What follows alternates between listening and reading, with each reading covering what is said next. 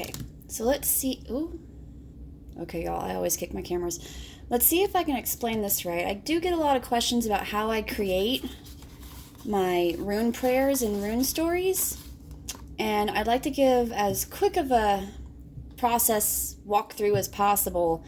I'm not sure how well I'm going to be at explaining this because it kind of just comes from inside of me. It's something that I created on my own for myself. I'm not going to go into details about how to do your rune research or the meanings of the runes or anything like that. So, based on my ancestral heritage from DNA technology, I've discovered that I am both Celtic and Viking, and I have been pursuing that aspect a whole lot more than usual.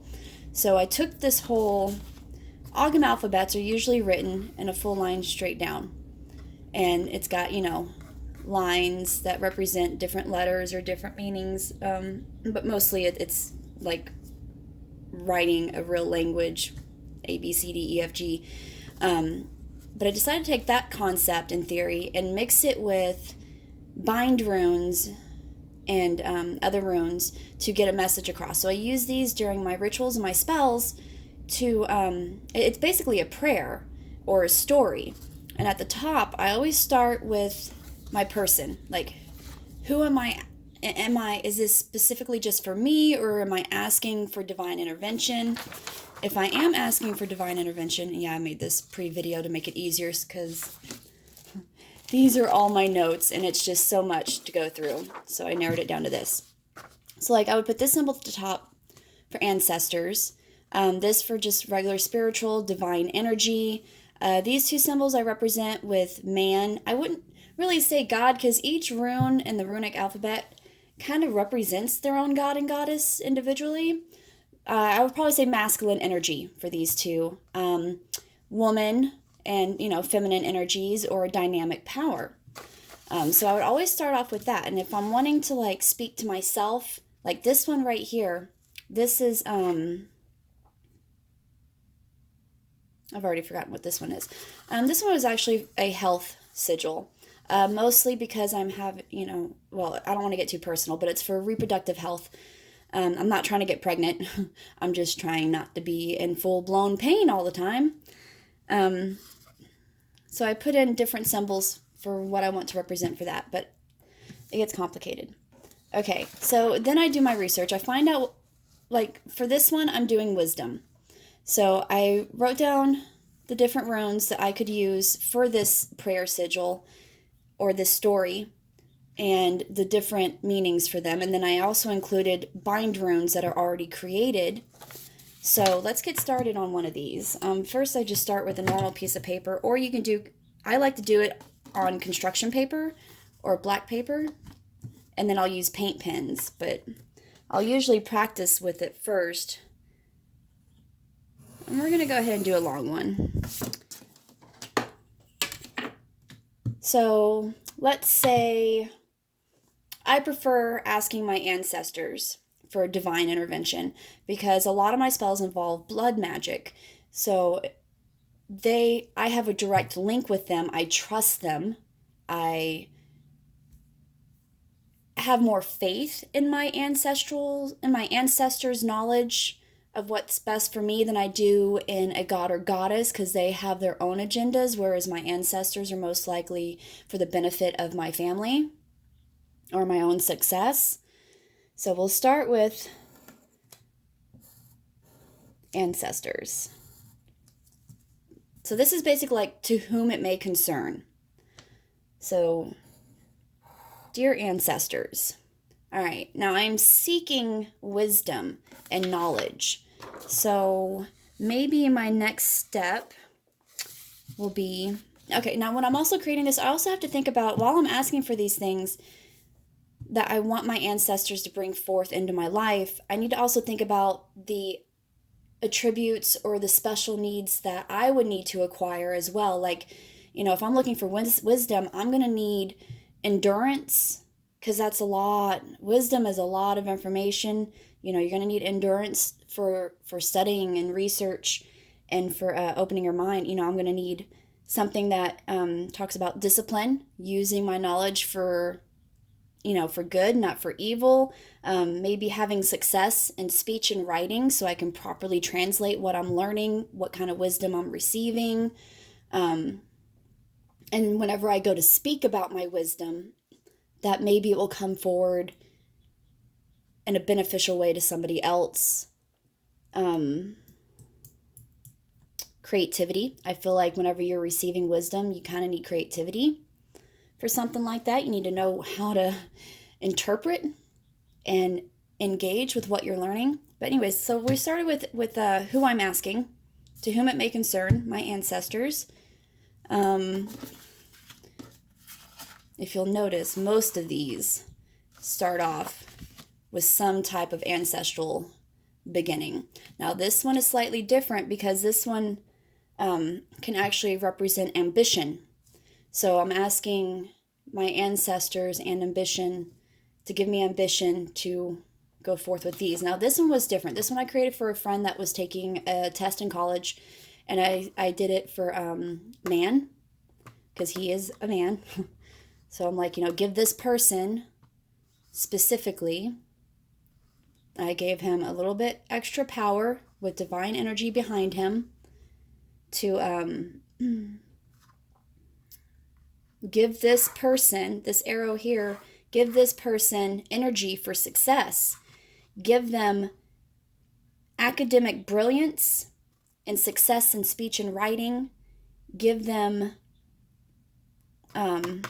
endurance to complete their task. So it was just kind of like, so sometimes your prayer can go that way. Like for this, I'm saying, okay, so this is who it's for. It's for this person, my friend. Okay, this arrow indicates that give this person this right here. Give them this. And also receive these gifts as well.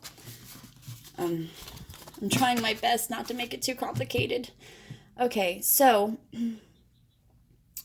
basically what I'm asking for is wisdom. So really, the main rune for wisdom is this one right here. Wisdom, it's, wisdom of the shaman. It's also strength and trust. So trust me, dear ancestors, trust me with your knowledge and your wisdom. Trust me to have the strength to receive it, accept it, and understand it.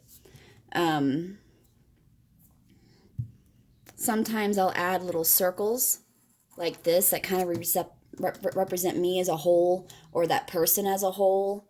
So from here I can be like, dear ancestors, trust me and give me the strength to receive your wisdom into myself. And sometimes you can add your own initial from the runes. For me it's the M with the cross in it, or the cross X, the blah, blah, blah, I don't know how to call it. So now maybe I want to add academic brilliance to this set. Okay, and that right there is the symbol for academic brilliance. But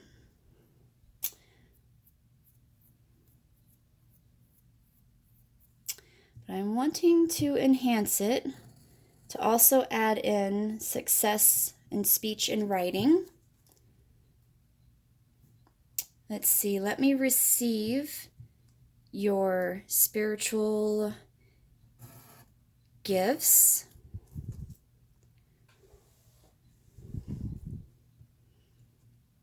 Okay, now I want to add that in there for spirit. I'm using a charcoal pencil and getting it all over me, because I figured it'd be easier to see this than my pencil, regular pencil. So because I did this, let me receive your gifts of intuition. I want this to represent receiving.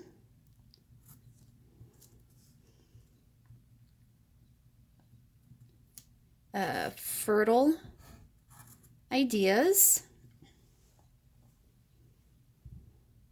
And sometimes these do take some thinking and some time.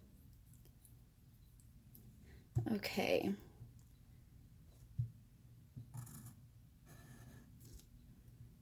revelation, enlightenment, and illumination. Kind of want that to go with that. Let's add a little bit more success. Okay. But we're going to take this one and turn it into another rune that we know. Trust me to receive your mysteries and your secrets. I mean, you can make these smaller. You don't have to have this much on it. I mean, I'm just, just trying to do a long one just to show you different ways. Sometimes I like adding something like, okay, where are we at? Ancestors, trust me to receive your knowledge, complete me with academic brilliance, send me,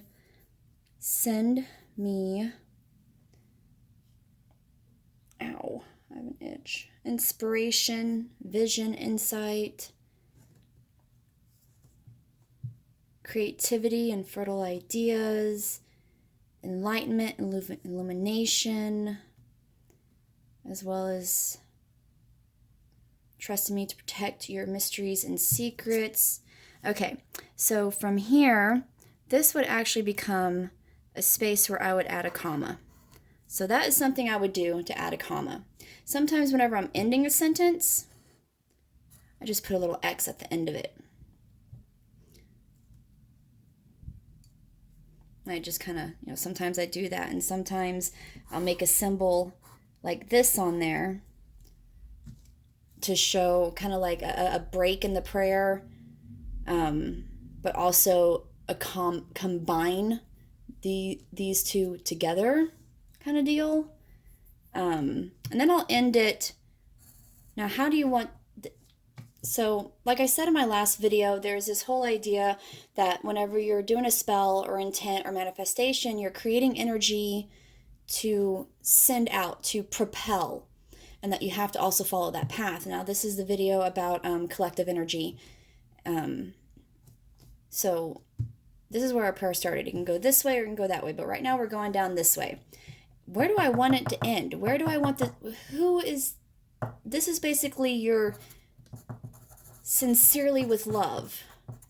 Okay, so you can put your initial here. I don't even care if it's just like a simple initial or if you actually do the full form that you're supposed to do, which that one would be mine. You can do a circle at the end with your initial in it. You can do, if you're a female, you can do this on the end of it to complete your sigil story. If you have any other questions, just let me know. I can make more videos about how I do this. I know that I tried to rush through this as quickly as possible, and there's probably a lot of questions still left unsaid. I mean, don't be afraid to also get creative with it. Now, I do have to point out, whenever you're doing something like this, if you're using runes, use all the runes in the same alphabet. Do not mix younger Futhark and older Futhark together. Do not mix Hungarian with Norwegian. I mean, you pick one and you stick to it.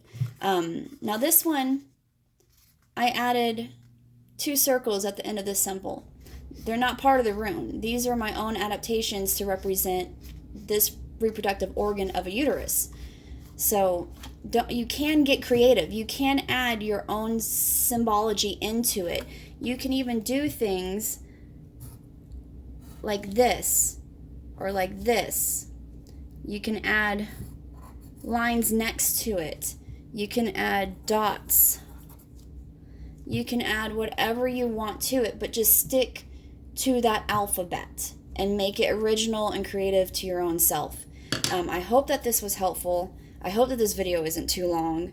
I feel like with this type of information, I can't cover it in just under 10 minutes. I can't. There's so much to it. But always start with your research. Start with what you want. Start with who's helping you. What do you need help with? Find runes that could help you achieve this success. you can also pause the video right here to look at my notes on this one for other different types of things that could be good for wisdom. But and then don't forget that the end of your prayer is you or the person receiving it. But like say, you know, this wasn't for you. Say you're trying to give wisdom to someone else, you would put their initial here, or their sex, you know, whether they're man or woman, or, you know, or if you're trying to, like, say with a different prayer and the ending is sincerely divine energy, you can put divine energy there, which would just be, you know, that one. But okay, I think I'm rambling now.